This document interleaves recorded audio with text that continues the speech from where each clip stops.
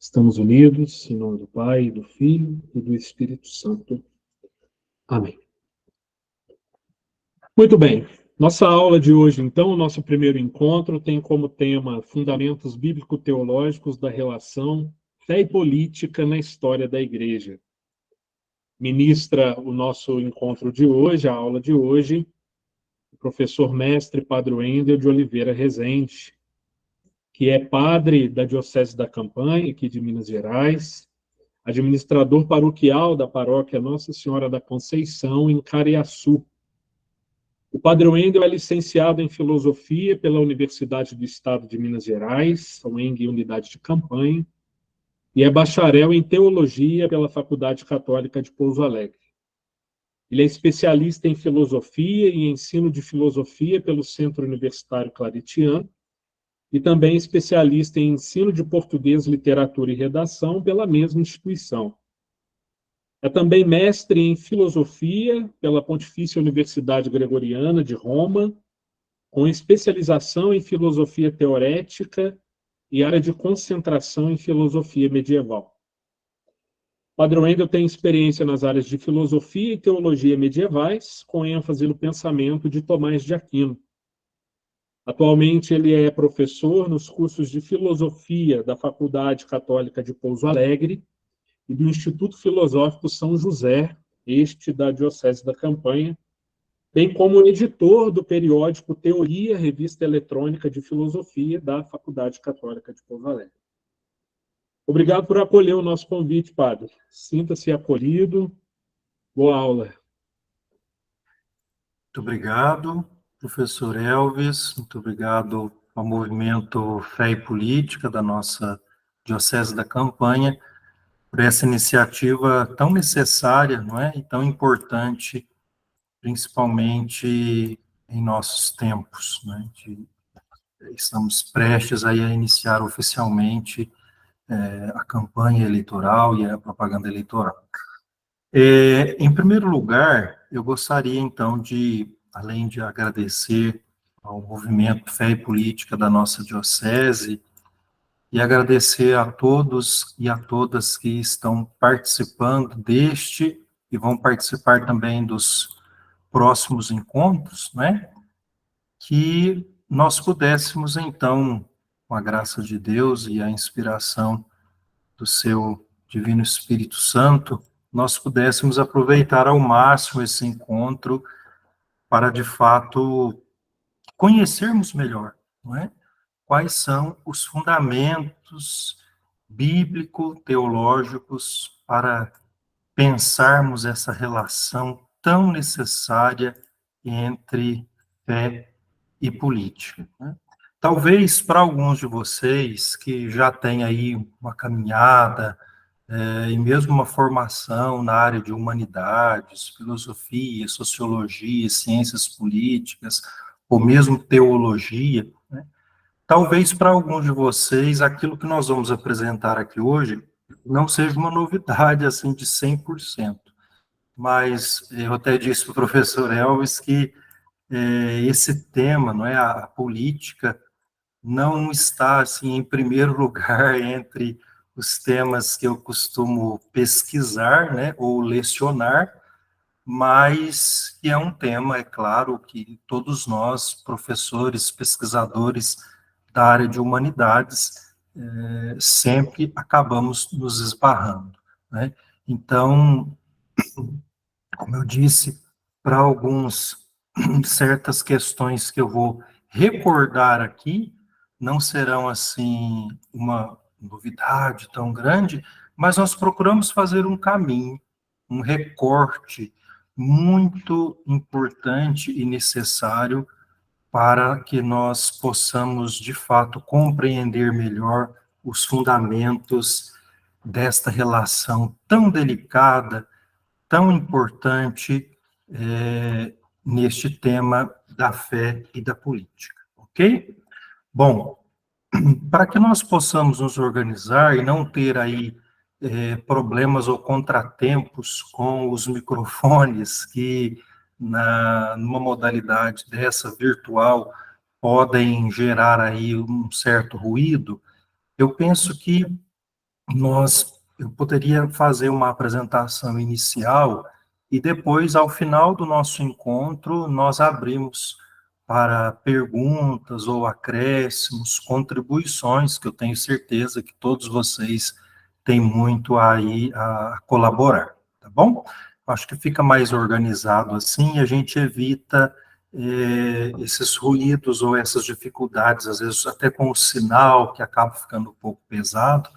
Então, eu faço essa exposição inicial e, ao final, todos e todas são livres para poderem também contribuir e apresentar outros questionamentos.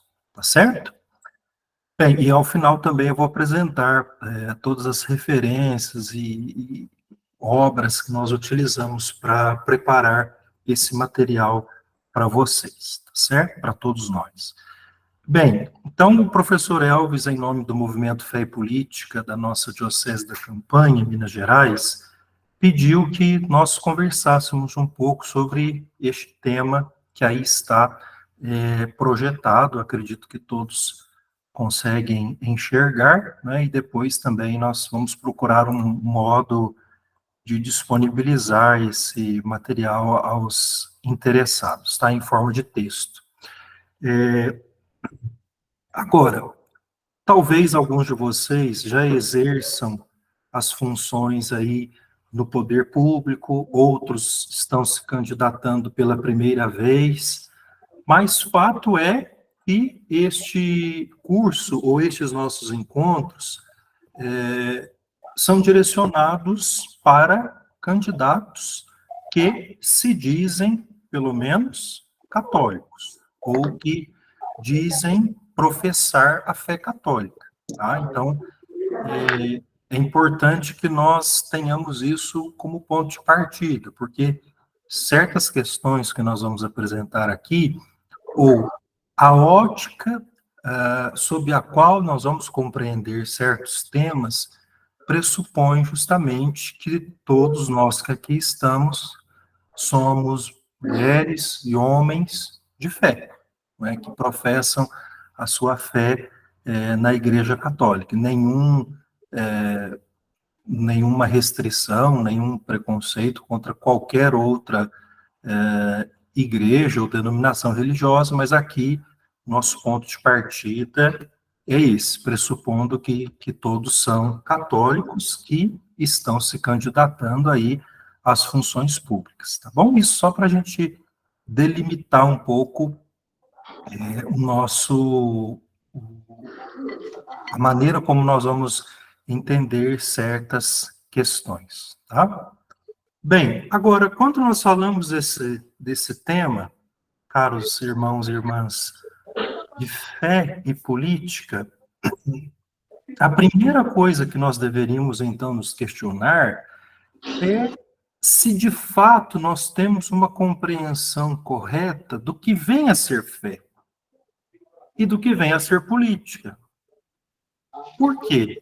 Porque muitas vezes a própria igreja e os membros da igreja, e por que não dizer, até o coitado do Papa Francisco, né? Muitos membros da igreja são criticados por, teoricamente, falarem de política. Mas o que está em jogo aí é uma compreensão errada de política, que esses julgadores de plantão muitas vezes têm em relação aos membros da igreja, tá? Então, muitas pessoas dizem, mas a igreja não tem que se intrometer na política. Aí nós precisamos questionar, mas o que de fato você entende por política para fazer essa afirmação? Né? Ou então políticos que utilizam de sua crença para dizer, mas eu sou uma pessoa de fé e por isso tenho este ou aquele comportamento. E aí nós precisamos questionar, mas o que você entende por fé? O que você está defendendo como sendo, entre aspas, fé? Então, caros amigos, como professor de filosofia e também um pouco de teologia, eu acho que nós não podemos começar esse primeiro encontro, que é o encontro introdutório, sobre os fundamentos dessa relação entre fé e política, sem justamente nos perguntarmos o que é fé o que é política? Você, como católico, tem clareza desses conceitos?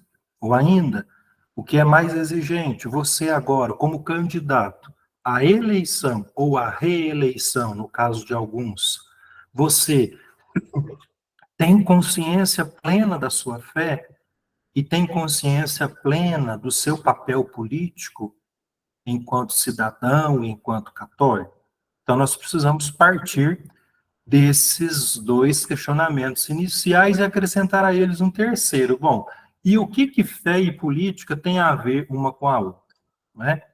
Será que seria melhor nós fazermos como certas pessoas que até dizem ter fé, mas falam, não, eu não quero saber absolutamente nada de política, né?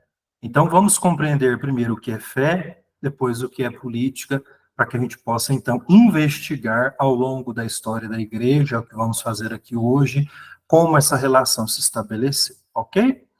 Primeira coisa, né? Eu acho importante, primeiro, nós desconstruirmos certas visões erradas que alguns possuem. Então, em primeiro lugar, o que não é sinônimo de fé? Às vezes, alguns católicos pensam que um ou outro desses pontos que estão aí elencados neste slide são suficientes para dizer que alguém tem fé. Então, eu quero dizer a você que só um ou outro desses pontos aí que aí estão não são suficientes. Por exemplo, rezar individualmente, pedindo por suas necessidades pessoais.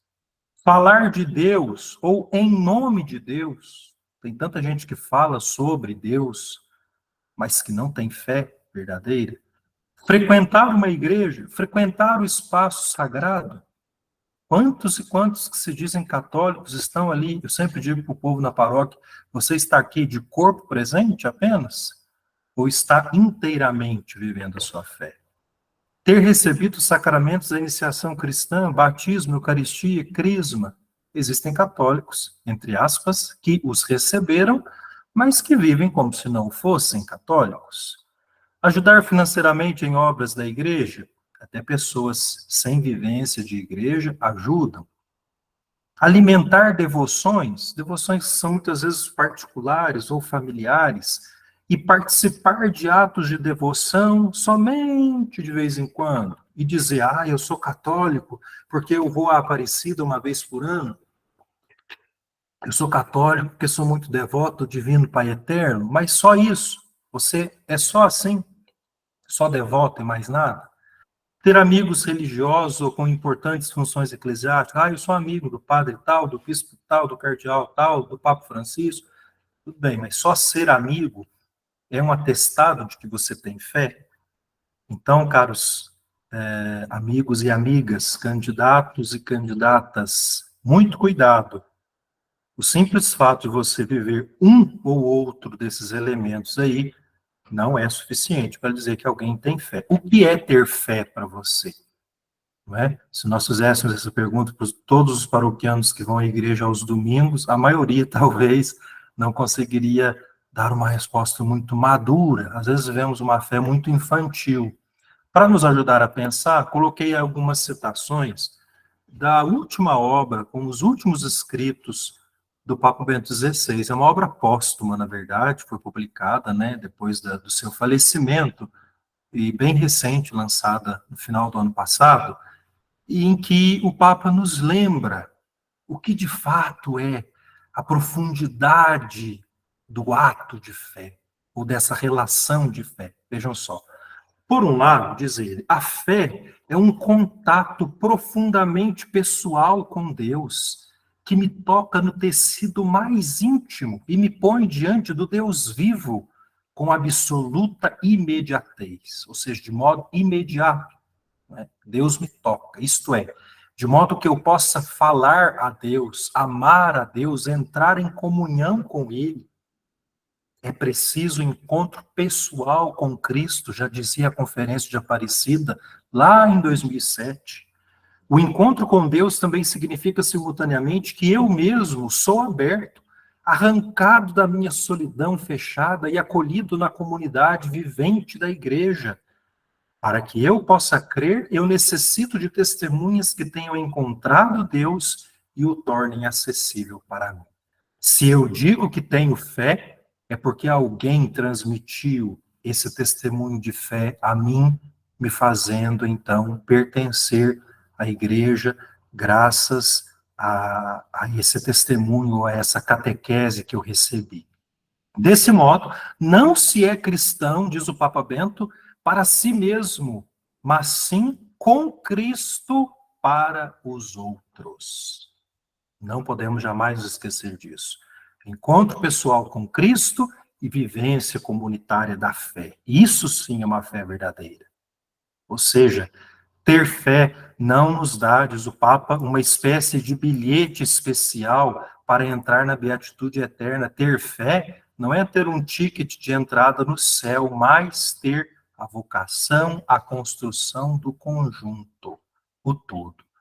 Aquilo de que a pessoa humana necessita para a sua salvação é a abertura íntima em relação a Deus, a expectativa íntima e a adesão a Ele. Isso, por sua vez, significa que nós, juntamente com o Senhor que encontramos, vamos em direção aos outros e tentamos tornar visível para eles o advento de Deus em Cristo. Quem tem fé verdadeira encontrou-se pessoalmente com Cristo e vai em direção aos outros para que os outros possam, de fato, fazer essa mesma experiência. Ok? Isso, caros irmãos e irmãs, nos leva a compreender que uma vivência de fé autêntica e verdadeira deve nos afastar de duas posturas erradas. Primeiro, viver uma crença intimista, egoísta, subjetiva em Deus, como se nós pudéssemos rezar a Deus no isolamento dos nossos lares, né, fugindo do mundo. Fé não é isso. Fé não é viver devoção ou oração individual e egoísta. Mas, por outro lado, a fé também nos retira de uma crença imanentista, ou seja, numa crença ilimitada no poder do homem de realizar as coisas somente na realidade temporal, como se nós não precisássemos de Deus. Ter fé é nos libertar desses dois extremos, ou desses dois erros muito presentes nos nossos tempos e na nossa cultura, ok? Então, como católicos e católicas, nosso ponto de partida é a fé como dom de Deus, acolhido e correspondido pelo ser humano. Um dia Deus veio ao nosso encontro. Nós nos encontramos pessoalmente com Ele e por isso respondemos com um ato de fé, uma resposta de fé. Tudo o que sabemos sobre Deus é à luz da revelação que Ele mesmo nos oferece e à qual nós damos o nosso assentimento, a nossa concordância, o nosso amor, a nossa resposta.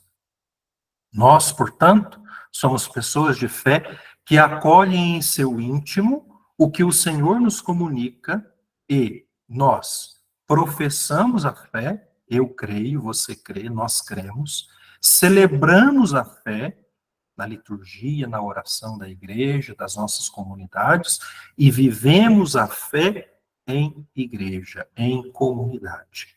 Caso contrário, não seremos pessoas de fé verdadeira. Tá? Então é importante ter muito claro isso, o que significa de fato ter fé.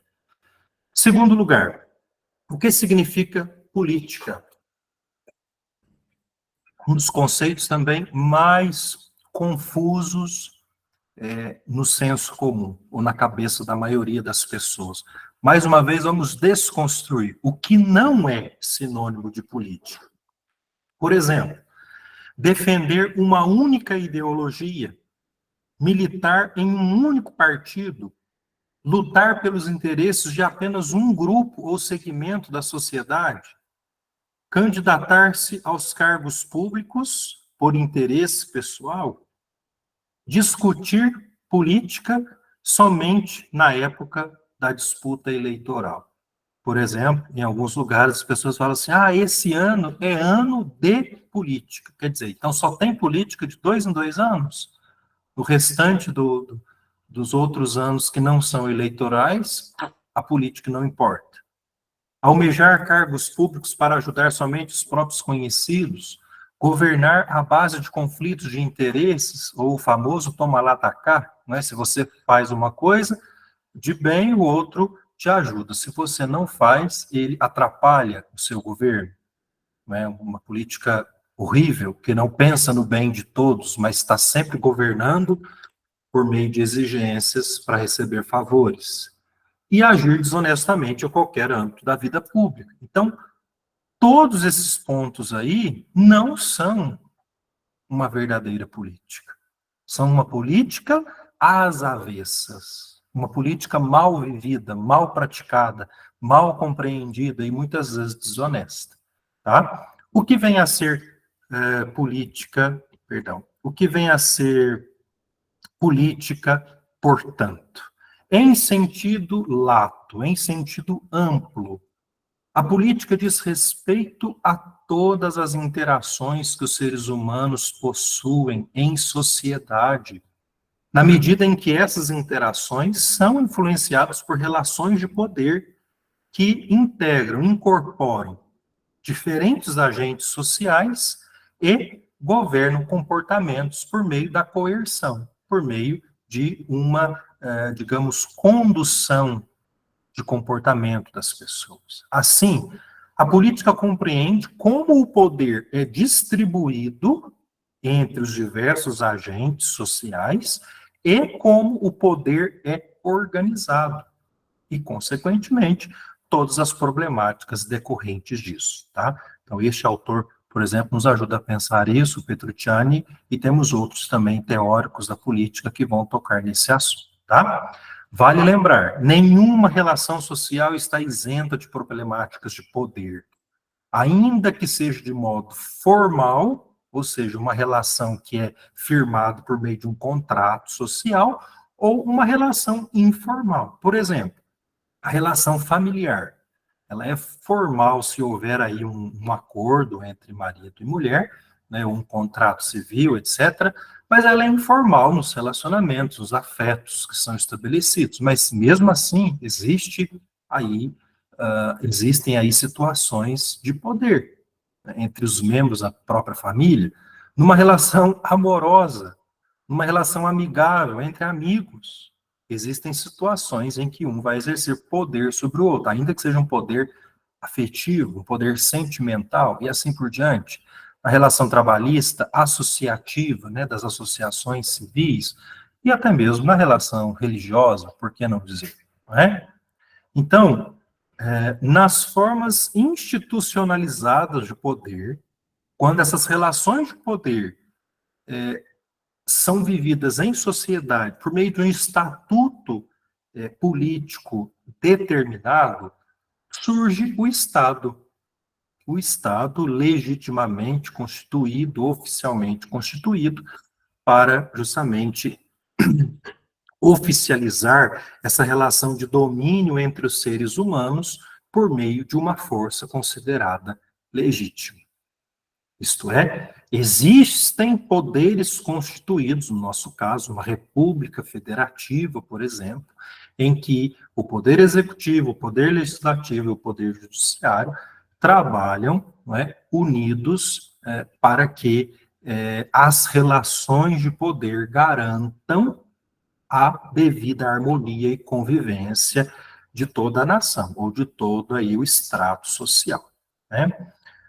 Desse modo, o Estado compreende, obviamente, uma definição que talvez a maioria já conheça, né? A nação ou as comunidades humanas, as pessoas que fazem parte dessa nação, o território, que é aí abarcado por essa unidade aí, ou por essas unidades federativas, e as formas de poder organizado, que são monopolizadas por uma força legítima, reconhecida pelos devidos aí mecanismos institucionais. Desse modo, caros amigos e amigas, uma correta compreensão de política se ocupa de qual seja o modo justo de organizar a nossa convivência, as nossas interações sociais, de quais formas de poder sejam legítimas, de quais direitos devam ser reconhecidos aos cidadãos. Isso, no sentido mais amplo possível, é política. Por isso, certas acusações, desculpem dizer, são às vezes muito levianas, né, e muito reducionistas, ao dizerem, a igreja não pode falar de política, mas a igreja não fala de política de modo, daquele modo errado que nós vimos, todos aqueles exemplos. Né? A igreja não apoia um candidato X ou Y ou Z, a igreja não apoia um partido X, Y ou Z, e assim por diante. Mas a igreja, né, precisa orientar os seus fiéis politicamente quanto à necessidade de viver a política de modo justo, honesto, verdadeiro, para que assim a dignidade dos filhos e filhas de Deus seja devidamente salvaguardada por todos os agentes políticos e por todas as forças políticas presentes num Estado democrático de direito, como o nosso, né? Mas sobre esse tema, tenho certeza que semana que vem, no próximo encontro, o professor Elvis vai trabalhar com muita maestria sobre política, economia e doutrina social da igreja, bem como a opção partidária, né? E outros palestrantes mais adiante vão voltar também nestes assuntos, tá? O que eu estou fazendo aqui é uma rápida introdução para que nós possamos abrir a nossa mente e entender o que é fé no sentido mais amplo do termo e o que é a política no sentido mais amplo do termo. Eu moro, trabalho numa cidade pequena, acredito que alguns de vocês também, mas mesmo nas cidades maiores, muitas vezes a política é feita de um modo muito, como eu posso dizer, muito reducionista, muito limitado, somente baseando-se aí em briguinhas de candidatos ou de partidos. E essa é uma maneira muito, de fato, desonesta de se pensar a política. Precisamos alargar os nossos horizontes e pensar a política como justamente uma forma adequada de se pensar e organizar as relações entre as pessoas, as formas legítimas de poder, para assim garantir direitos a todos os cidadãos, ok? Então, abrindo a nossa mente, abrindo os nossos conceitos de fé e de política, para que agora a gente possa pensar essa relação aí, tá? Que nos foi proposta para hoje. Quais são os fundamentos presentes na Bíblia e na teologia da igreja ao longo dos séculos e que nos permitem pensar a fé em relação com a política e a política em relação à fé, e vice-versa. Antes de nós entrarmos nos aspectos bíblicos do Antigo e do Novo Testamento, e em seguida passarmos um pouquinho pela história da igreja, a patrística, a Idade Média e a Idade Moderna, os seus expoentes principais, de modo muito resumido, porque o nosso tempo é muito curto, eu coloquei por minha conta e risco também os fundamentos filosóficos que nos permitem pensar essa relação. Afinal de contas, todos nós ocidentais, pelo menos, somos herdeiros dessa grandiosa e monumental tradição filosófica, que é o pensamento dos filósofos gregos, tá bom? Então, nós vamos começar com eles e depois chegar até aproximadamente aí a Idade Moderna. Não vamos chegar à Idade Contemporânea. Por quê? Os pressupostos principais da doutrina social da Igreja, a partir do Papa Leão XIII, e dos papas e concílios e sessões importantes aí do magistério da Igreja na contemporaneidade, serão abordados nas próximas palestras, tá bom? Bom, então, no pensamento grego, a primeira coisa que a gente precisa lembrar, né, talvez alguns de vocês tenham formação aí na área de filosofia ou de humanidades e já saibam disso, mas nunca é demais lembrar, Quando nós falamos de política, né, a própria palavra e toda a carga que esse conceito traz consigo, tudo isso surgiu justamente na Grécia, onde nós encontramos uma instituição totalmente única, a chamada polis, ou uma espécie de cidade-estado, ou seja, um aglomerado urbano que de tão grande para os parâmetros do mundo antigo se firmava como um estado independente.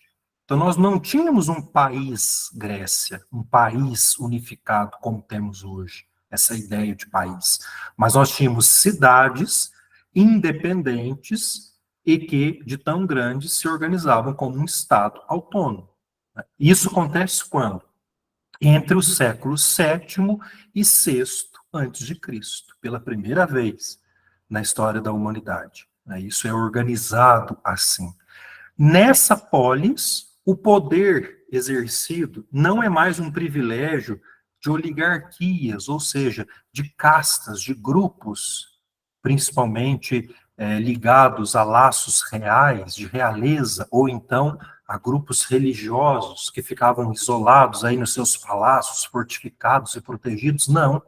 Na polis grega, o poder passa a ser exercido no seu centro simbólico, que é o quê? A chamada ágora, a praça, o lugar de reunião, o espaço público aberto a todos os cidadãos que se reconhecem como membros de uma mesma comunidade política. Então, na polis, firmou-se esse lugar, não é?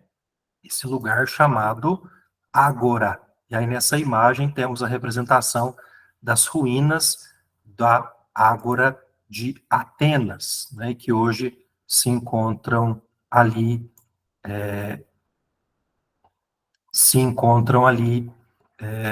até hoje para a visitação. Então, a Ágora é o lugar aberto, o centro simbólico e político da polis. E o que acontece ali, nesse lugar?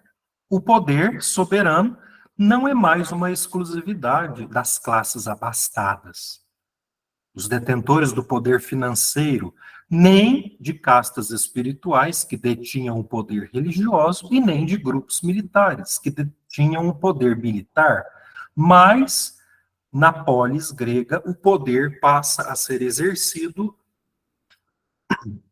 no confronto dialético, ou seja, no confronto de diálogo, de discussão, o embate de ideias e de discursos entre cidadãos, entre homens que podiam, de fato, se colocar publicamente e exigir o seu espaço e exigirem serem ouvidos nesta democracia, não é?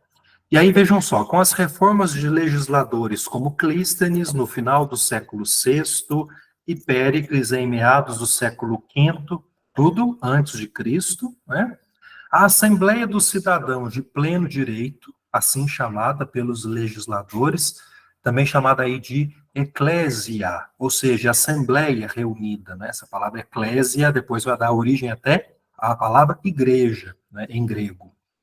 Então, essa Assembleia dos Cidadãos de pleno direito, que se reunia na praça, na ágora, para discutir os temas mais importantes da vida pública, torna-se a mais alta instância decisória sobre as leis e sobre o governo.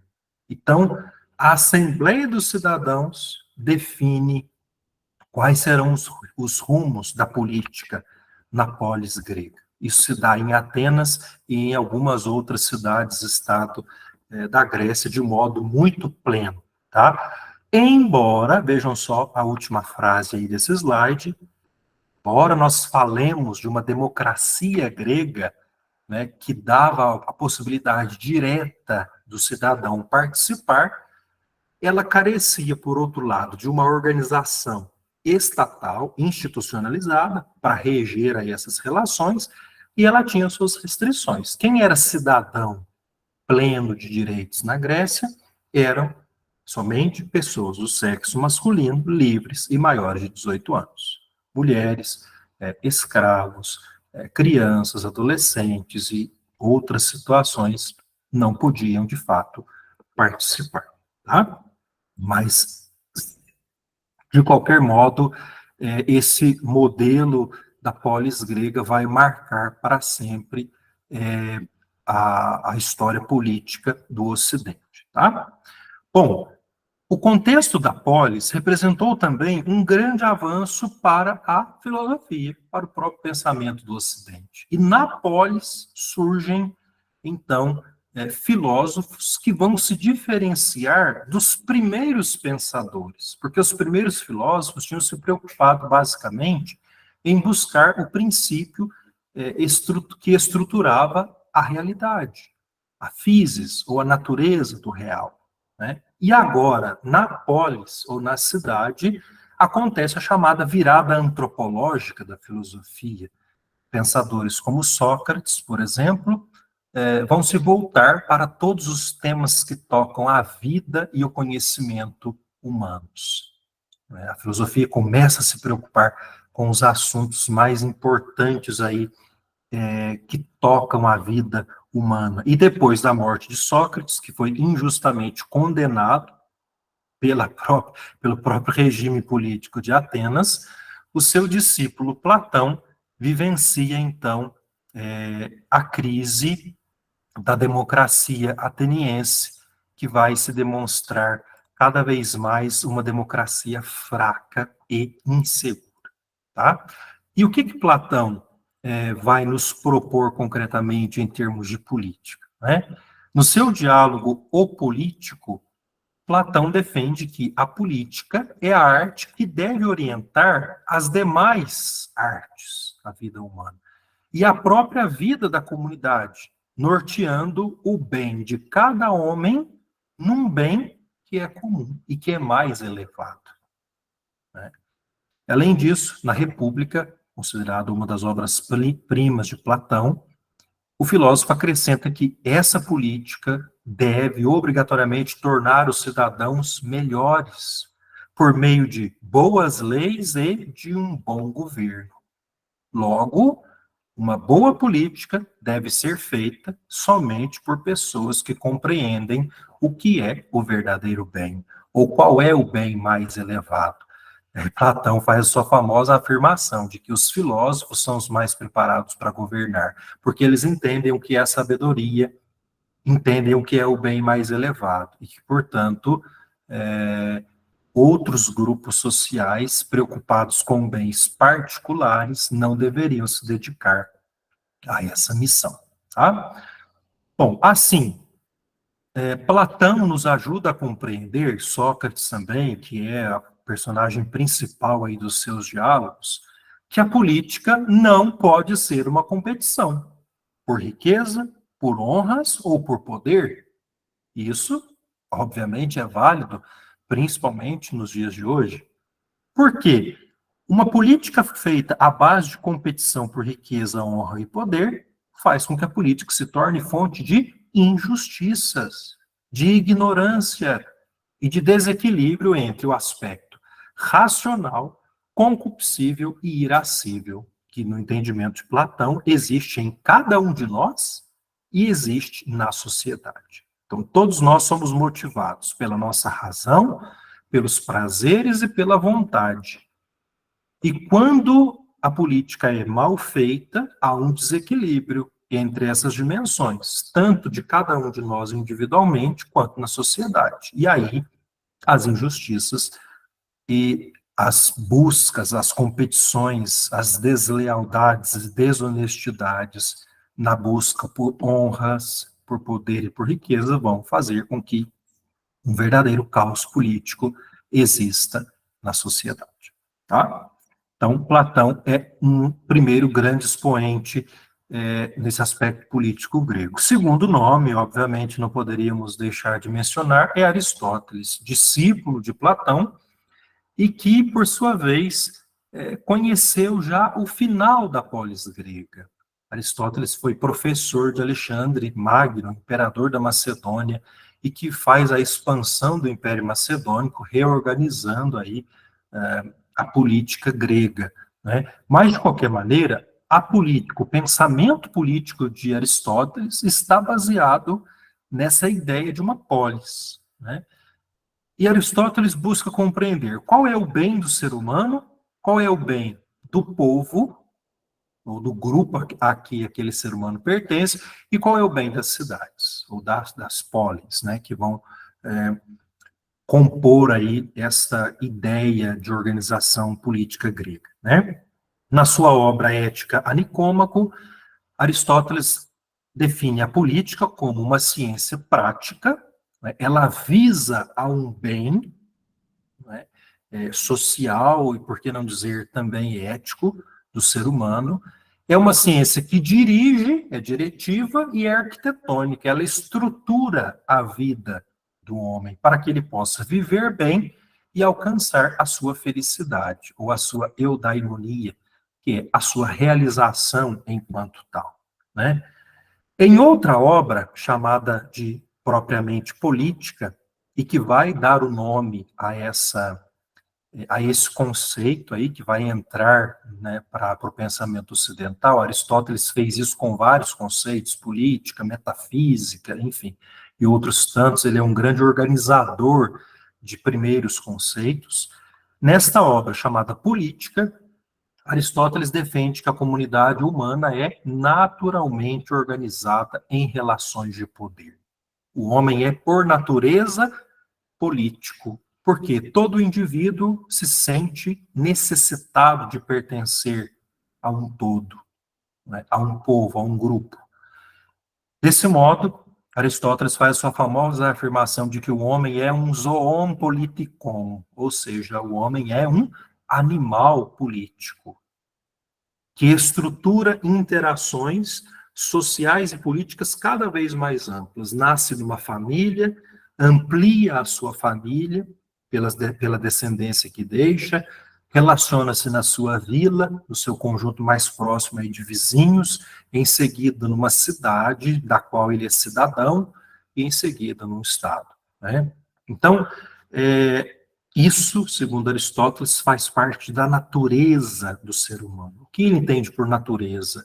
Como aquilo que define a sua essência, mas também aquilo a que um homem se destina. Isto é, o homem é um ser racional. Ele pensa, ele é diferente de outros seres quaisquer. E ele deve desenvolver-se na vida da polis, buscando o seu bem e praticando as virtudes.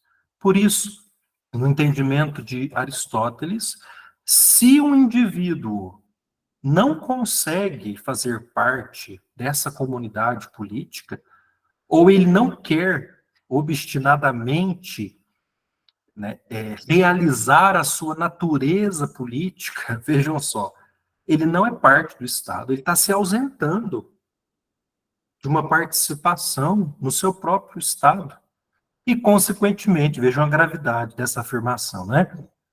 Quem não realiza o seu ser humano torna-se ou é como um animal ou é como um Deus. Ou seja, ou a pessoa se diminui demais ou ela se eleva demais, achando que ela é um deus ou uma deusa e que não precisa se envolver com absolutamente nada, né? Sabemos que, infelizmente, isso ainda existe entre nós, né?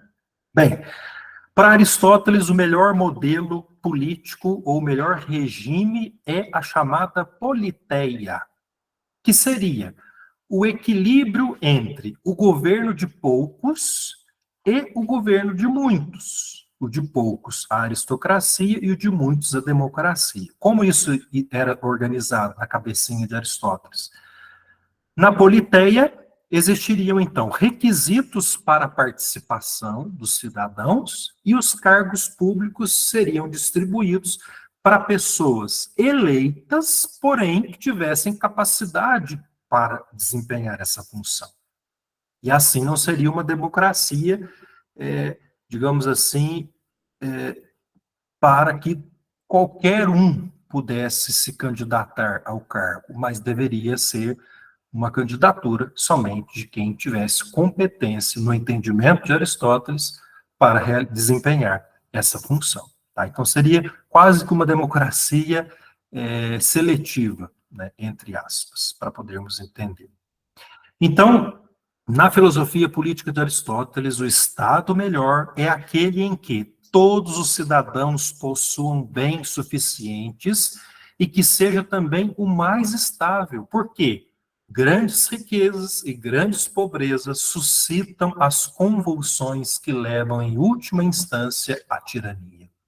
Nesse aspecto aqui, Aristóteles fez uma das maiores afirmações da história da filosofia e da política. E, de fato, nas sociedades em que imperam grandes injustiças ou grandes desigualdades, com certeza, mais cedo ou mais tarde, não é, vai acontecer uma revolução, muitas vezes sangrenta, para tentar acabar com essas disparidades tão absurdas. Ou então vai acontecer de alguém arrogar para si um poder tirânico e querer dominar todos os outros. Por isso, a sociedade, uma política correta, deve oferecer bens suficientes e estabilidade para todos os cidadãos, para evitar tanto a anarquia, né, o caos completo da sociedade, uma guerra civil, por exemplo, quanto a tirania, né, ser governado por um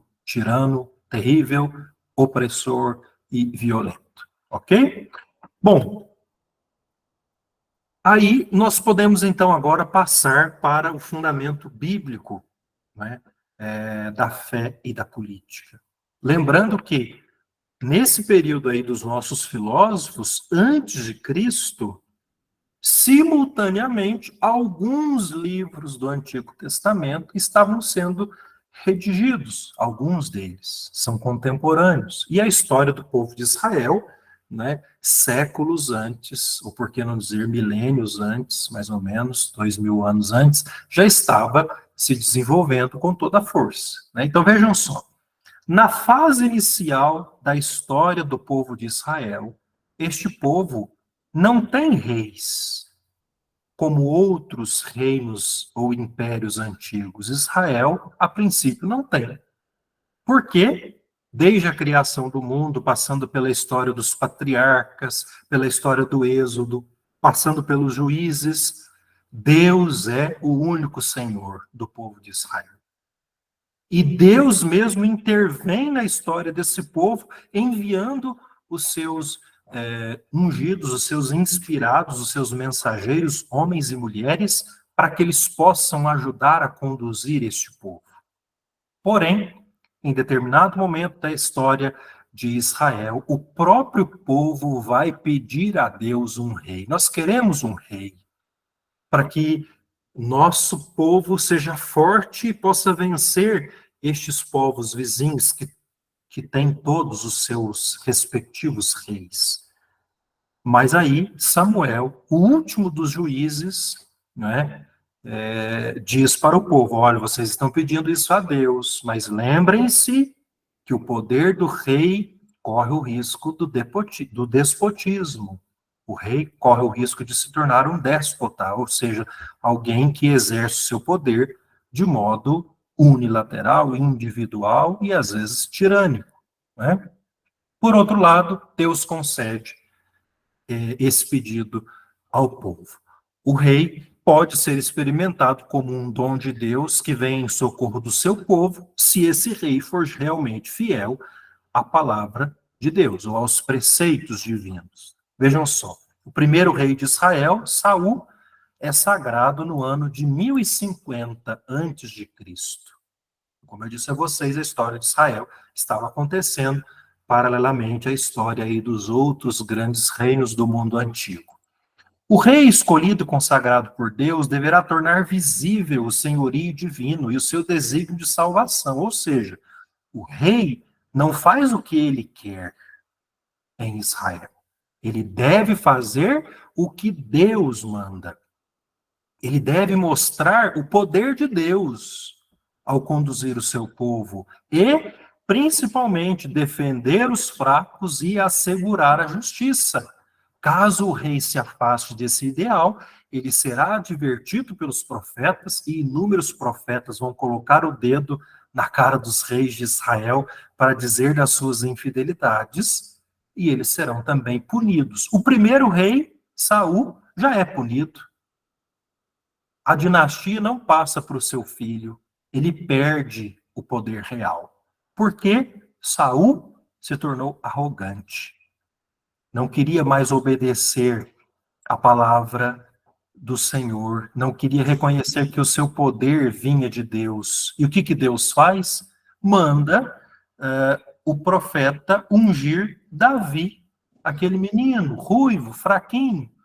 Manda ungir Davi como rei de Israel e como substituto, portanto, de Saul. Porque Davi é humilde e vai se tornar depositário da promessa divina. É Davi quem dá origem à principal dinastia real de Israel e dá origem à tradição do Messias, ou a tradição messiânica que vai chegar até nosso Senhor Jesus Cristo. Que, como vocês se lembram, nas profecias que vão se concretizar, se realizar em Jesus, é chamado de filho, entre aspas, de Davi, descendente do grande rei Davi, do grande exemplo de monarca do povo de Israel. Vejam só, nos oráculos messiânicos, é esperado para um tempo escatológico, para um tempo final, a figura de um rei dotado do Espírito do Senhor, pleno de sapiência, de sabedoria e em condição de trazer justiça aos pobres. Principalmente a profecia de Isaías fala isso. Verdadeiro pastor de Israel, aquele que vai conduzir as ovelhas do rebanho do Senhor, ele levará paz aos povos, é o príncipe da paz. Na literatura dos livros sapienciais, o rei é apresentado também como aquele que emite justos juízes e aborrece a maldade, a iniquidade. Julga os pobres com equidade, com retidão, com igualdade, e é amigo do homem de coração puro. Quem nos lembra isso é o próprio compêndio de doutrina social da igreja. E assim, caros amigos, nós chegamos, amigos e amigas, nós chegamos então ao Novo Testamento. Chegamos a nosso Senhor Jesus Cristo como a realização de todas essas promessas, ou de todas essas expectativas do Antigo Testamento. Elas se cumprem em nosso Senhor. E qual é a postura de Jesus perante o poder? Essa nós conhecemos muito bem pela leitura e pela oração dos santos evangelhos, não é? Jesus rejeita o poder opressor e despótico dos grandes sobre as nações, dizendo, olha, os grandes do mundo fazem isso, mas entre vocês que são meus discípulos, não deve ser assim. Jesus rejeita a pretensão desses poderosos de serem chamados de bons, de melhores do que os outros. Não são. Por outro lado, Jesus não contesta as autoridades do seu tempo. Ele é justo, ele diz a verdade. E dizer a verdade incomoda essas autoridades que vão condená-lo à morte. Mas Jesus não contesta o seu poder, se foi legitimamente dado a elas, né? Ele ordena que se dê ao poder temporal aquilo que lhe é devido. Por exemplo, o imposto a César. É preciso dar a César o que pertence a ele e dar a Deus o que é de Deus, principalmente. Porque nenhum poder deve ser divinizado ou absolutizado. Não é? Deve-se dar a Deus o que é de Deus. O que é de Deus não deve ser dado ao poder temporal. Somente Deus pode exigir tudo do ser humano. Não é? Jesus, portanto, o Messias prometido, não é? O enviado de Deus, o ungido de Deus, o Salvador, combateu e desbaratou a tentação de um messianismo político, caracterizado pelo domínio sobre as nações. Todas as vezes em que quiseram proclamar Jesus rei, o que ele fez no Evangelho? Saiu de fininho, saiu no meio do povo. Por quê? Ele não é um rei político, ele não veio para assumir o trono de Davi lá em Jerusalém, uma cadeira de pedra, não. Ele é o Filho do Homem, a profecia de Daniel, aquele que vem, que desce das nuvens. É Deus que se faz homem, que veio para servir e entregar a própria vida. E Jesus mostra, ensina para os seus discípulos que discutiam sobre quem era o maior entre eles, que no reino dos céus o maior é aquele que serve, é aquele que se coloca à disposição dos outros e alerta. Para quem quer os primeiros lugares, Jesus alerta que o caminho do seu discípulo é o caminho da cruz, né? Ele puxa a orelha de Tiago e João quando eles fazem essa proposta indecente, ok?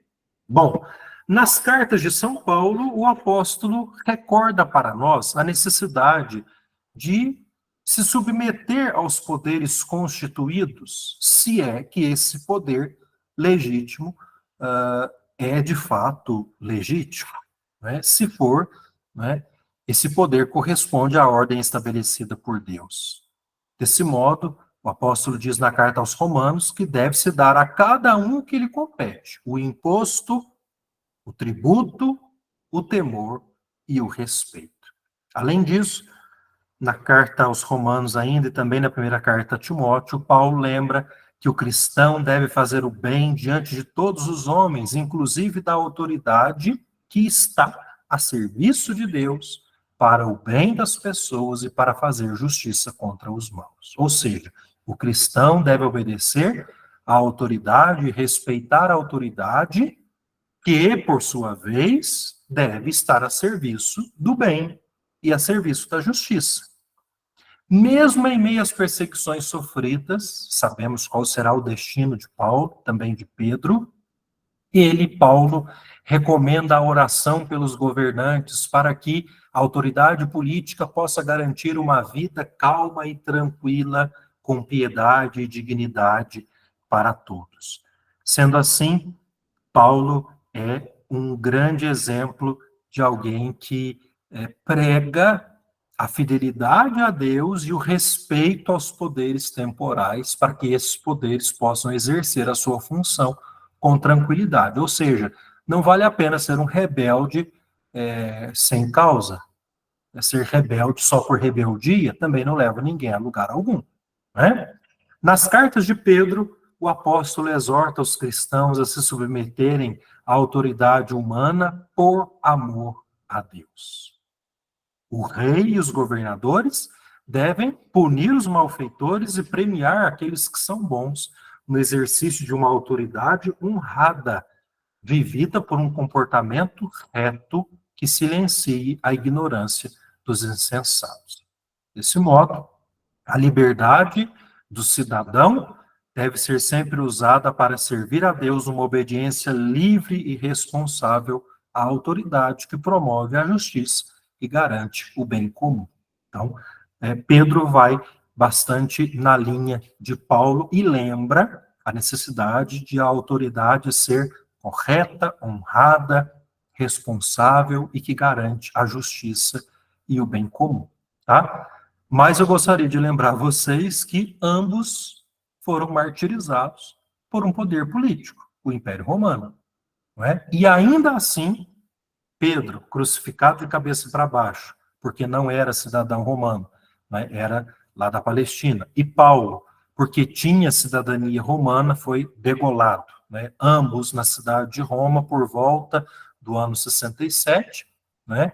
Apesar das perseguições políticas que sofreram, eles continuaram íntegros, justos e defendendo aí a obediência a Deus e a fidelidade aí aos princípios cristãos, né?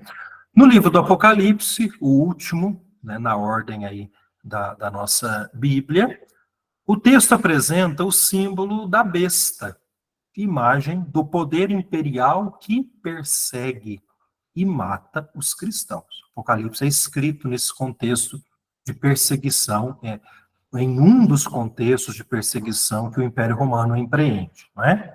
A besta é a representação do poder humano que sai dos limites da vontade de Deus, se autodiviniza, isto é, o poder, quando é usado para divinizar a própria pessoa que o exerce, que é um absurdo, e exige a submissão absoluta E essa besta, esse perseguidor, esse poder corrompido, tem a seu serviço um falso profeta que quer com que os seres humanos adorem o erro e a mentira, né?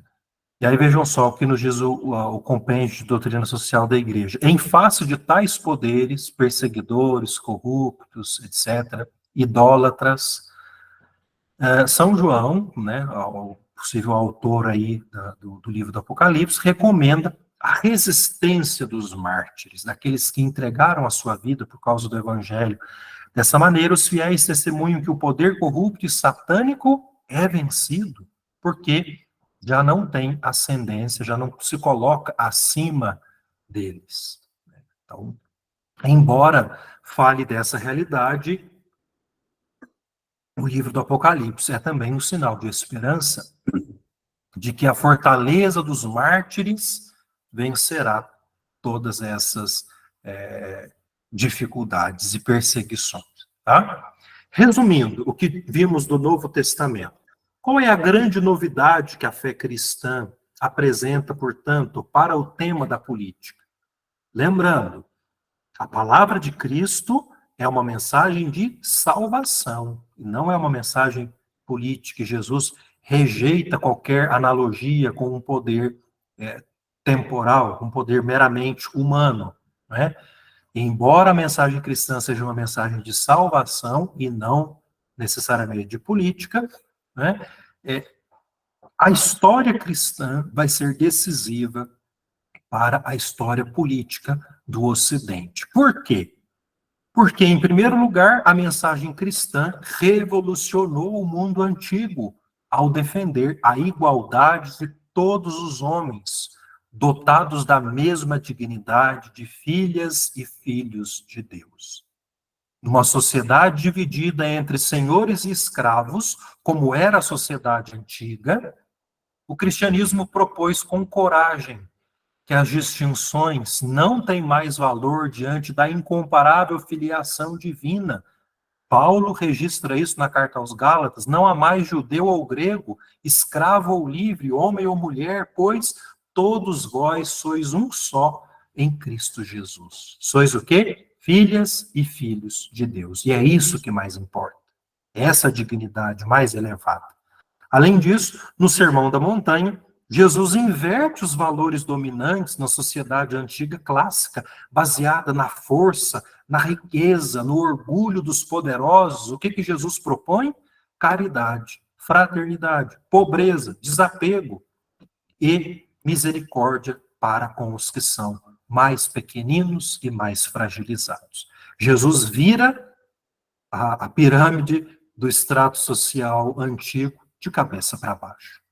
Mas é preciso deixar claro, a Revolução Cristã, embora destinada a provocar no tempo enormes consequências políticas, e sabemos pela história o quanto o cristianismo mudou para sempre a vida do Ocidente, ela não se pensa como uma revolução política e não quer ser isto. Os cristãos não aspiram a fundar um novo e diferente reino sobre essa terra. Cristo ensina que o seu reino não é deste mundo. A partir do fundamento bíblico, não podemos nos esquecer disso. Por quê? O que é que Jesus propõe? Sentem-se no trono de Davi, governem os países, os reinos. Jesus propõe isso? Não. Mas ele propõe aos seus discípulos, encoraja os seus discípulos a serem o quê? Sal da terra e luz do mundo. Sal que dá sabor, luz que dá cor, que ilumina, que dá brilho ao mundo, que mostra a verdade. Ter uma fé como um grão de mostarda, discreto, a mais pequenina das sementes, mas que depois, quando cresce, se torna algo frondoso. E ser como fermento na massa, que se insere, se mistura, se dissolve, desaparece o fermento, quando ele é colocado na quantidade correta, não o vemos mais na massa, e faz com que a massa cresça por inteiro, se compromete, não se separa mais da massa a qual foi misturada, né? Então, esse ponto aqui do pensamento bíblico é muito importante para nós pensarmos, por exemplo, certas propostas aí de determinadas denominações, igrejas, etc., que querem firmar um poder cristão, para não dizer evangélico, dizendo é preciso ter um setor, uma setorização entre os poderes de alguém que se denomina cristão. Cuidado com isso, né? É algo a se pensar, mas eu acredito que nas próximas palestras isso vai aparecer. Não é tanto o nosso tema de hoje, tá? Bom, no período patrístico, imediatamente depois da morte dos apóstolos de Jesus, nós temos a figura dos chamados padres da igreja. Quem são estes homens? São os chamados pais da doutrina católica, autores, leigos, diáconos, presbíteros, bispos, papas, que vão do século I ao século VIII e que vão escrever sobre os mais variados temas, inclusive sobre o poder político, seus fundamentos, seus limites, sua autonomia. Esses padres da igreja vão apresentar posições um tanto quanto variadas, tá? Nós vamos resumir muito, até porque o nosso tempo já está se esgotando. Vale lembrar, caros amigos, que nesses primeiros séculos aí da era cristã, nós ainda estamos na Idade Antiga, não entramos ainda na Idade Média. Tá? Estamos nos últimos séculos da Idade Antiga, chamado de Idade Tardo-Antiga. E o que está acontecendo aqui do ponto de vista político? O Império Romano está cada vez mais decadente. Por isso, já no tempo dos apóstolos, no primeiro século, né, no final do primeiro século em diante, muitos vão ser perseguidos e martirizados, até que no ano de 313, já no século IV, o imperador Constantino põe fim às perseguições e concede liberdade religiosa em todo o Império Romano. Tá? Em seguida, em 380, nós temos a promulgação do chamado Édito de Tessalônica, do imperador Teodósio, que vai oficializar o cristianismo como religião, a religião mais importante do Império, que, por sua vez, já estava bastante decadente. Né? E o que acontece com isso? A fé cristã, que antes era perseguida e agora não é mais, e se torna uma religião oficial, tem de lidar com outros desafios e com outros problemas. O principal deles, e que vai marcar toda a Idade Média, que vai começar aí cronologicamente situada em 476, é a relação entre o poder espiritual e o poder temporal. Né?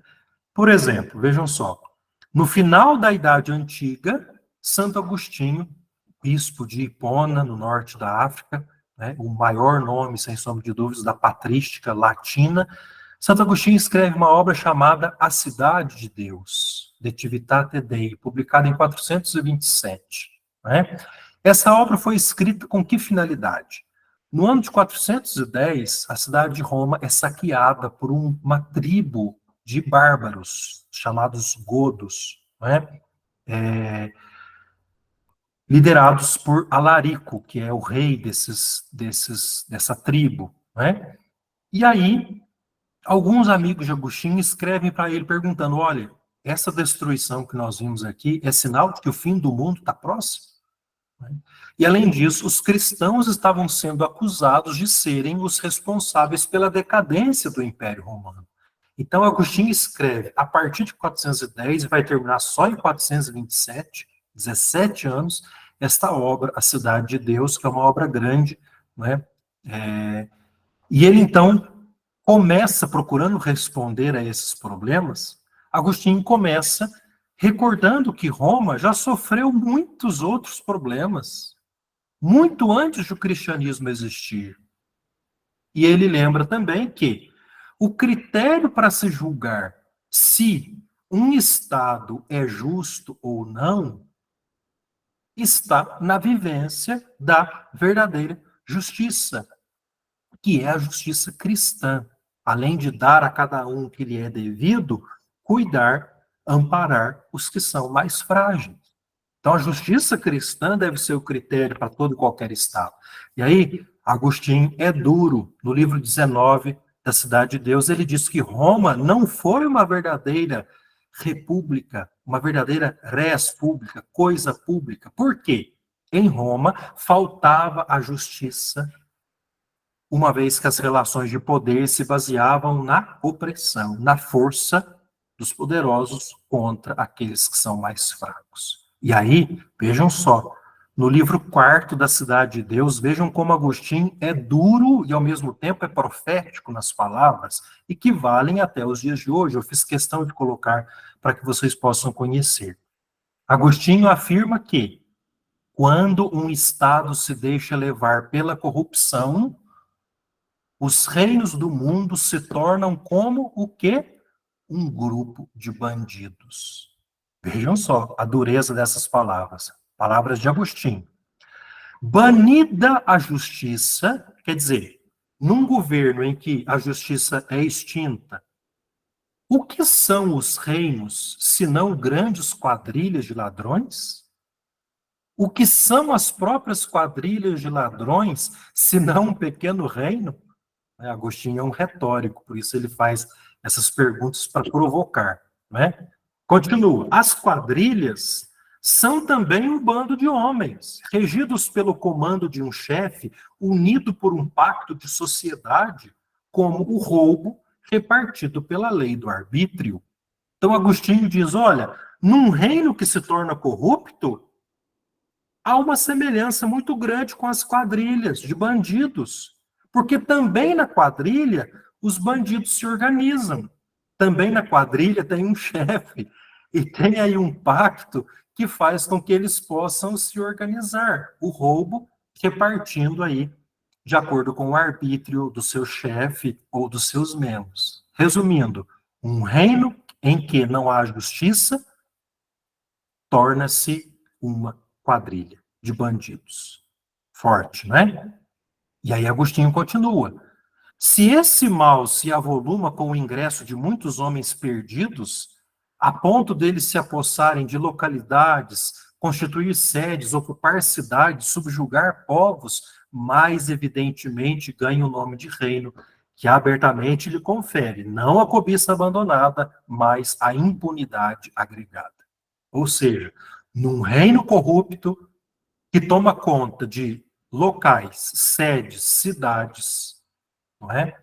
O que acontece não é mais um reino, mas uma impunidade agregada. É um bando de bandidos, literalmente, reunidos. Então, Agostinho é muito duro quanto à necessidade da justiça e da retidão no governo político. Ok? Em seguida, Agostinho nos lembra que o poder político não nasce de uma necessidade natural do ser humano. Ele não concorda com Aristóteles. Mas para Agostinho, o governo político é consequência do pecado original. Deus mandou dominar sobre os animais e as plantas, e não um homem sobre o outro.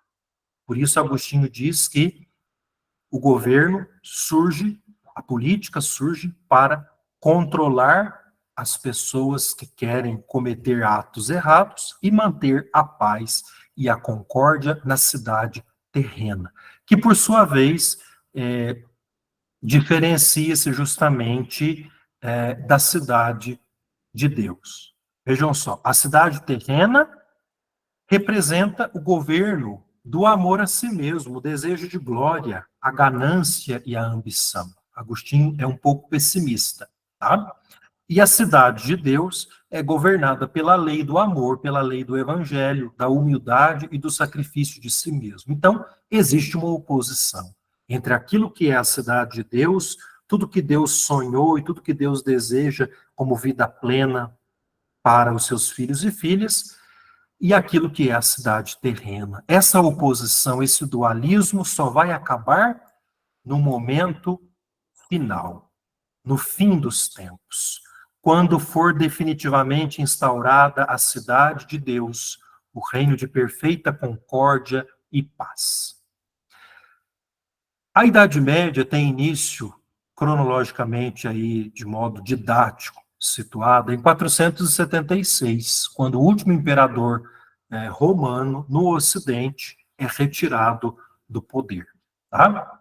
E aí, nos séculos seguintes, até o ano 1000, nós vamos ter a chamada Alta Idade Média.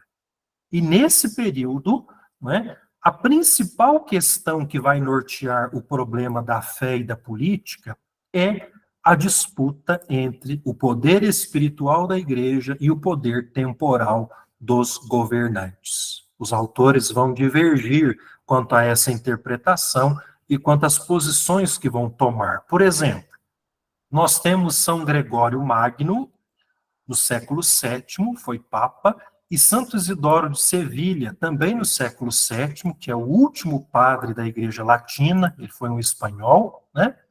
E esses dois autores, também padres da Igreja, mas já no período medieval, vão defender a primazia do primado papal. Ou seja, o Papa tem primazia sobre todos os outros poderes, né? E vão defender também que é preciso subordinar a política deve estar a serviço dos fins sobrenaturais da vida humana. Então, o poder espiritual tem primazia sobre o poder temporal. Em seguida, caros amigos, no ano 800, aliás, voltando um pouquinho, com a queda do Império Romano, o que nós temos na Europa?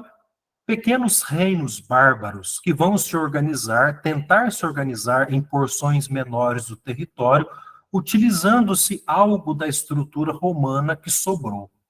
E aí, no ano 800, nós vamos ter a tentativa de, mais uma vez, ter um império unificando a Europa Central, que é o império chamado de Carolíngio, liderado por Carlos Magno, e que tenta, então, construir um império cristão e consolidar a ideia de uma cristandade. A Europa é cristã, está unida por um rei, por um imperador cristão. Curiosidade, aí ao lado, nesse slide, vocês têm duas representações de Carlos Magno, uma dele segurando uma igreja na mão e outra segurando uma bolinha que nós chamamos de orbe, uma representação do orbe terrestre, com uma cruz em cima. Portanto, ele é o imperador da cristandade. Né? E o fato dele estar aí com barbas e cabelo compridos, né, é justamente para fazer também alguma comparação aí a Cristo. Tá? Mas depois da morte de Carlos Magno e a divisão do império entre os seus herdeiros, alguns reis vão tentar organizar, sem sucesso, um novo império unificador na Europa, mas vai ser um fracasso completo, tá? O chamado Sacro Império Romano Germânico. E alguns desses imperadores vão, então, dar terras a certos bispos, para que esses bispos fiquem devendo obrigação a eles, se tornem seus vassalos. E esses imperadores possam, então, nomear bispos para os seus territórios. E aqui nós chegamos a um conflito, que é a chamada querela das investiduras, ou seja, é uma querela, uma questão, uma disputa sobre quem vai nomear e revestir os bispos do poder em seus respectivos territórios. Porque os papas diziam que esse poder compete ao sucessor de Pedro. E os reis diziam, não, mas o território é meu, o reino é meu, e aqui no meu território eu não aceito qualquer um. Então a briga vai se estender, tá, entre muitos papas e muitos reis desse período. Não vamos entrar nisso porque o nosso tempo já está se esgotando, tá? Mas aí, já no período final da Idade Média, nós temos algumas novidades. Por exemplo, o surgimento das primeiras universidades, que surgem já no final do século XI, primeira universidade no Ocidente, Bolonha, na Itália, né? E temos também a redescoberta das obras de Aristóteles no Ocidente. E o pensamento medieval, assim chamado, se renova completamente no movimento teológico e filosófico que vai ficar conhecido como escolástica, e que vai atingir o seu ápice no século XIII. Neste século, nós temos a figura grandiosa de Tomás de Aquino, né, o maior expoente aí da escolástica, pelo menos no Ocidente, né? E São Tomás vai ter uma visão política bastante diferente daquela de Santo Agostinho, ou vai acrescentar aspectos mais, digamos, positivos, não tão pessimistas como aqueles de Agostinho, né? São Tomás vê de modo positivo o espaço da política e a autonomia do poder político. Tá? De que modo? Vejam só. Segundo São Tomás, não há uma oposição entre o bem terreno e o bem espiritual. Eles não estão em conflito, mas há aí uma continuidade. Por quê? Porque o bem temporal será um dia superado e plenamente realizado pela graça de Deus, rumo a um bem eterno. Não é? Embora a política seja uma instituição humana, ela é uma esfera importante da vida do homem. Ela é, portanto, autônoma. Não é? E por meio dela, o ser humano pode buscar o bem de si e o bem comum. Não é? Agora, a partir de que critérios essa política, que é autônoma, que é boa e que se encaminha para um fim sobrenatural, a partir de que critérios ela deve ser, portanto, estruturada? Segundo São Tomás, a partir de um conceito de lei, que nós vamos encontrar aí entre as questões 93 e 95 da primeira seção da segunda parte da Suma Teológica. De que modo? Resumindo. Em primeiro lugar, São Tomás lembra que existe uma lei eterna, que são, de fato, os desígnios divinos, que estão na mente de Deus eternamente e que ordenam e governam tudo o que Deus criou. Não é? Então, essa lei eterna, Deus revela algo dela a nós. No Antigo Testamento, na revelação aos nossos antepassados, né, ao povo de Israel, e revela de modo pleno em seu Filho, nosso Senhor Jesus Cristo, principalmente no Santo Evangelho. Não é? Mas além dessa lei eterna que está na mente de Deus e que Deus revela a nós, existe, segundo São Tomás, uma lei natural que está inscrita na razão natural de todos os seres que são capazes de pensar. Ou seja, a lei natural nos lembra que nós devemos sempre fazer o bem e evitar o mal. Devemos conservar a vida e evitar tudo que atenta contra a vida. Então, segundo São Tomás, em sã consciência, todos os seres racionais são capazes de reconhecer isso.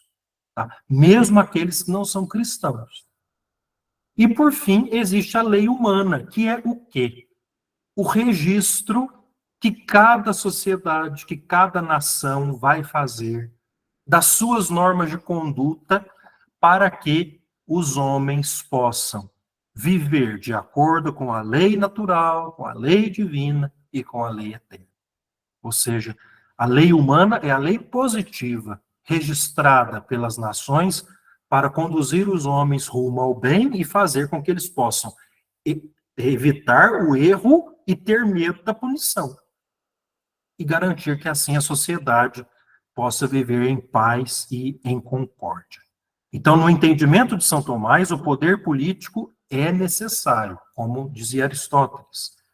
É necessário para a convivência em sociedade e é necessário para orientar o bem comum dos indivíduos e dos cidadãos em geral, de acordo com as circunstâncias e com o costume.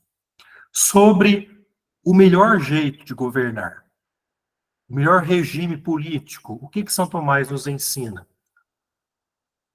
Na primeira fase do seu pensamento, nós temos um escrito chamado sobre do reino né, ou então do governo dos príncipes ao rei de Chipre.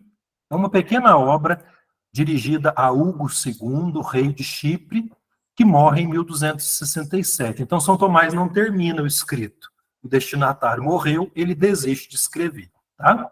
Mas nesta obra, São Tomás defende que o melhor governo é o governo de um só. Esse governo é preferível para que não haja muitas divisões ou muitos conflitos ou desacordos. Mas nos anos seguintes, numa fase mais madura do seu pensamento, quando ele vai escrever a segunda parte da Suma de Teologia, que é considerada a sua obra-prima, São Tomás amadurece essa ideia e propõe que a melhor forma de regime político é aquela que reúne o que há de melhor em todas as outras. Por exemplo, é preciso que o comando seja exercido por uma única autoridade, um poder centralizado, como na monarquia, mas esse poder não pode ser absoluto. É preciso que ele seja acompanhado por um corpo de cidadãos qualificados, né, a exemplo do que acontecia na aristocracia, cidadãos que são escolhidos pelo próprio povo, um princípio democrático, né? Então, São Tomás propõe um regime político aí muito único e próprio do seu tempo, relendo um pouco aquela ideia da politeia de Aristóteles, tá? Além disso, quanto àquele antigo problema entre o poder temporal e o poder espiritual, o que São Tomás vai propor? Que o poder espiritual é superior ao temporal, mas que o Papa, no caso, a Igreja, só pode interferir no que diz respeito à felicidade eterna. Caso contrário, né, o poder temporal tem autonomia para tomar as suas decisões. Esse poder temporal deve assegurar uma boa vida e a felicidade terrestre ao cidadão, que, por sua vez, não permanecerá na Terra para sempre. Se destina à felicidade celeste. E, sobre a felicidade celeste, quem vai cuidar, quem vai zelar, é justamente o poder espiritual. Desse modo, é preciso que haja uma relação harmônica. É preciso que haja uma mútua contribuição. Só para a gente encerrar, mais uns minutinhos da minha fala e em seguida as contribuições de vocês. Na Idade Moderna, ou melhor, no final da Idade Média, o que nós vamos ter? Um contexto de crises, de dificuldades. Nos séculos XIV e XV, episódios de crise econômica, de falta de alimentos, de problemas agrícolas, crise sanitária, com o avanço da peste negra, em vários episódios de surto no continente europeu. E vamos ter também o fortalecimento das monarquias nacionais, os reis que cada vez mais vão defender a unificação dos seus países. E surge nesse contexto também a ideia de uma igreja nacional, ou certos reinos que vão contestar a obrigação de deverem obediência ao Papa de Roma, não é? Então, conflitos vão surgir devido a isso. No século XVI, comecinho, em 1517, o famoso Martinho Lutero publica suas 95 teses contra a Igreja Católica Apostólica Romana, e com isso ele rompe, né, aquela unidade da fé da Igreja na Europa. Qual é a visão política de Agostinho? Por um lado, de Lutero. Por um lado, ele é um agostiniano de formação. Lutero foi um religioso agostiniano. Mas ele leva o pensamento de Agostinho e também de Paulo até as últimas consequências, de um modo, por que não dizer, bastante exagerado. Então, para Lutero, não existe mediação qualquer possível entre o reino terreno e o reino celeste. Tudo será possível somente pela graça de Deus, que quer salvar. Mas, por outro lado, vejam só, Lutero apoia, né, dá autonomia ao poder dos príncipes locais, principalmente na Alemanha, já que esses príncipes o estavam apoiando aí nas suas desavenças com a Igreja de Roma. O que acontece logo em seguida, caros amigos, resumidamente, né? Com o advento destas chamadas novas igrejas, né? Inúmeros conflitos vão fervilhar no continente europeu, as chamadas guerras de religião. Conflitos que vão eclodir, acontecer entre 1522 e 1712 em vários locais, com grupos diferentes, de igrejas diferentes, tá? Na Alemanha, nas Ilhas Britânicas, na França, na Suíça, né? E esses conflitos, essas chamadas guerras de religião, vão marcar de um modo muito negativo a relação entre a fé e a política, ou a relação entre as igrejas e os estados nacionais que estavam se consolidando. E, infelizmente, esses conflitos vão dar origem às tendências extremas de secularização que nós encontramos na Europa até os dias de hoje. Existem vários filósofos e sociólogos que vão escrever sobre esse tema da secularização. Aí eu coloquei um que foi meu professor lá em Roma. Depois, no final, nas referências, tem uma obra muito interessante dele sobre esse assunto, tá? E aí, vejam só, o que nós temos simultaneamente? A reforma protestante, as guerras de religião, o que nós vamos ter na Igreja Católica, na Europa e em outras partes do mundo, que nós já conhecemos bem pela história universal e também pela história do Brasil. A Igreja realiza o chamado Concílio de Trento e, em seguida, se lança a evangelização das novas terras colonizadas pelos grandes reinos da Europa. E nessas novas terras, nessas novas colônias, que vão se tornar estados independentes já na passagem para a contemporaneidade, essa relação entre a fé e a política vai ser bastante diversificada. Tantas quantas são as terras, ou as colônias, ou as nações onde a igreja vai estar presente, tá? Ora, nós vamos ter proximidade, como, por exemplo, nas colônias portuguesas, um regime de padroado, né? Ora, nós vamos ter afastamento, conflitos, críticas e também perseguição desses poderes em relação às pessoas de fé, tá? E assim, nesse período colonial e também pós-colonial, nós chegamos, então, no alvorecer do ensinamento social da Igreja, consolidado a partir do final do século XIX, com a publicação da encíclica Rerum Novarum, do Papa Leão XIII, né, e com certeza será retomada no próximo encontro. Nós vamos, então, ver florescer, a partir de então, chegando ao século XX, novas formas de se compreender a economia, a industrialização, lembrando que a Revolução Industrial tinha acontecido aí nos séculos anteriores ao século XX, o operariado e o próprio Estado democrático moderno. Então, tudo isso, com certeza, será retomado aí nos próximos encontros.